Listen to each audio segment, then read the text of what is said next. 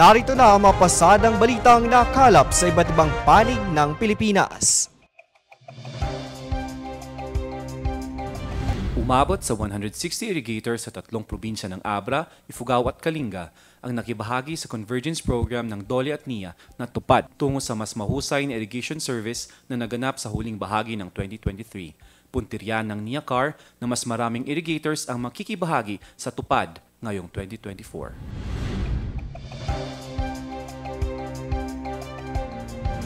Matagumpay na pamahagi sa mga irrigators associations ng unang distrito ng Ilocos Sur ang may 75 units ng diesel engine upang masiguradong mapatubigan ang mga pananim at malabanan ang epekto ng El Niño. Nagpapasalamat ang mga miyembro ng IA sa NIA para sa suporta at dedikasyon nito na makapagbigay ng serbisyo publiko.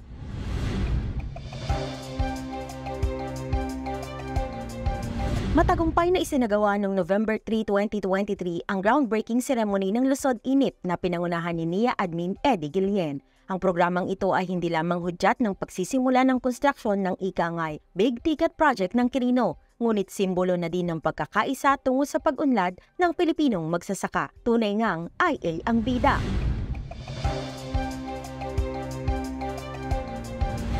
Agad sumabak sa serbisyo ang mga bagong makinarya na ipinagkaloob ng ahensya sa Maris upang lalong paigtingin ang maayos na serbisyo ng patubig sa mga nasasakupan, kagaya ng pag-aalis ng nakaharang na mga water lily sa ating mga kanal.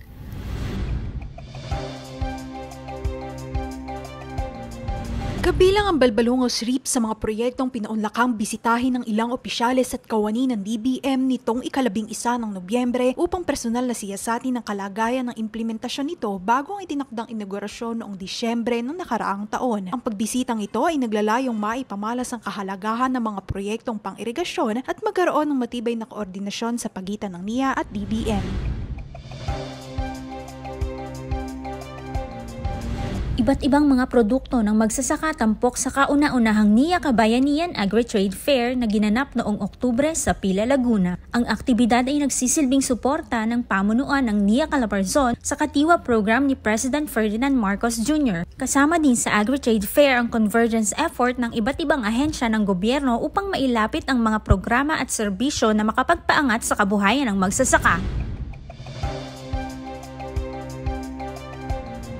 Nanguna sa ginanap na Mimaropa Regional RA Congress si NIA Administrator Engineer Eddie Guillen noong November 16, 2023 sa Occidental, Mindoro. Tampok dito ang pagiging isa ng mga IA, NIA at iba't ibang ahensya para sa ikabubuti at ikauunlad ng mga magsasaka.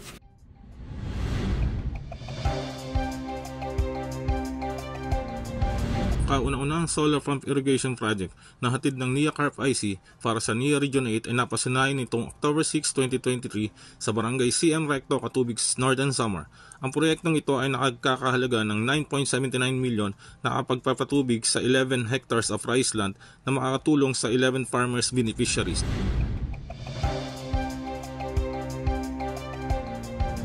Upang magpatuloy sa paunang aktibidad tungo sa pag-apruba at pagpapatupad ng inisaip, ang Joint Tree Inventory kasama ang DENR, Centro, Ilocos Norte ay isinagawa noong October 2023 sa dam area na matatagpuan sa Nueva Era, Ilocos Norte.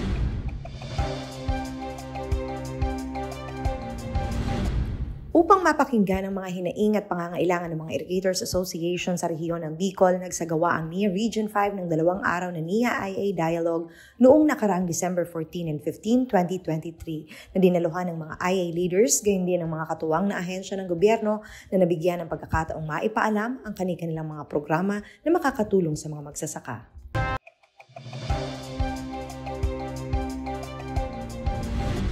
Kauna-unahang Farmers Summit ginanap sa Iloilo City noong November 29, 2023. Sa pangunguna ni Acting Regional Manager Engineer Jonel B. Bores at ng IDS, binigyan papuri ang mga magsasaka at sila'y nagpakitang gila sa iba't ibang patimpalak. Dumalo din sa okasyon ang Regional Executive Director ng Department of Agriculture na si Ginong Dennis R. Arpia. Sa gabi ng parangal, binigyang pugay ang mga IA sa kanilang kontribusyon para sa maayos na pagpapatubig.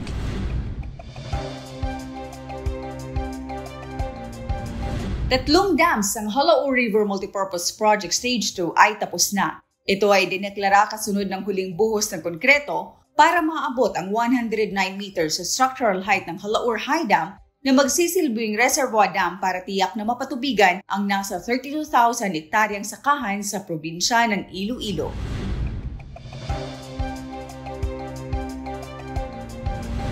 Dinagsa ng mga mamimili ang inilunsad na kadiwa sa NIA sa Bohol, Siquijor, Cebu at Negros Oriental.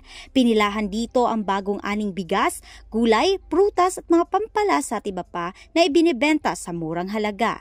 Layo ng programang ito na maiangat ang kita ng mga magsasaka.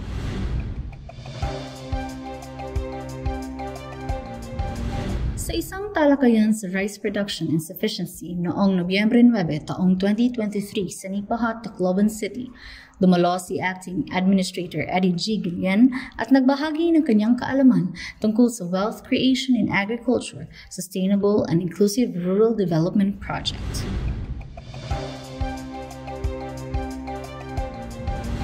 Ipinaigting ng NIA Region 9 ang convergence efforts nito kasama ang iba't ibang ahensya upang mapabuti ang paglalaan ng wasto at epektibong serbisyo para sa mga magsasaka.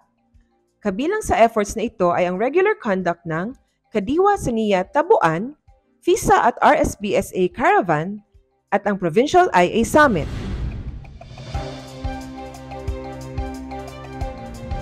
Ang 28 taong Balyangaw CIS na matatagpuan sa Barangay Sulipat, Calamba, Misamis Occidental ay muling naiklasipika bilang Balyangaw National Irrigation System. Inaasahan na mataas pa ang produktibidad ng agrikultura sa mga bayan ng Balyangaw, Calamba at Plaridel, lalong-lalo na ang mga rice planters ng munisipalidad.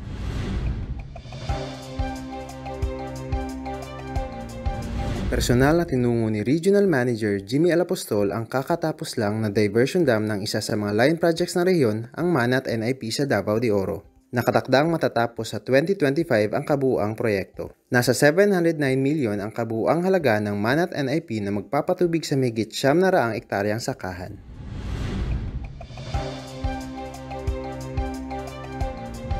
Formal nang binuksan ng Kabulnan River Irrigation System ang kauna-unahan nitong solar-powered pump irrigation project sa bayan ng Mamasapano, Maguindanao del Sur noong unang araw ng Oktubre 2023. Nagkakahalaga ang nasabing proyekto ng 40 milyong piso at inaasahang makapagbibigay benepisyo sa 134 na magsasaka ng Tukanalipaw Irrigators Association.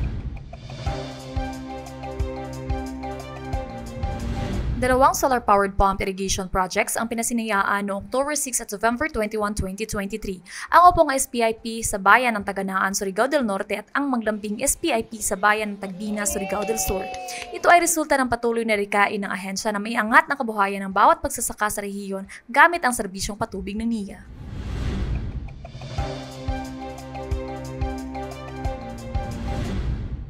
Ang MMIP2 ay kasamang nakisaksi sa pag-ani ng 1 hektaryang demo farm ng hybrid rice. Ginawa ang demo farm na ito para mahikayat ang mga magsasaka na gumamit ng hybrid rice para dumami ang kanilang ani at kita at umunlad ang kanilang mga pamumuhay.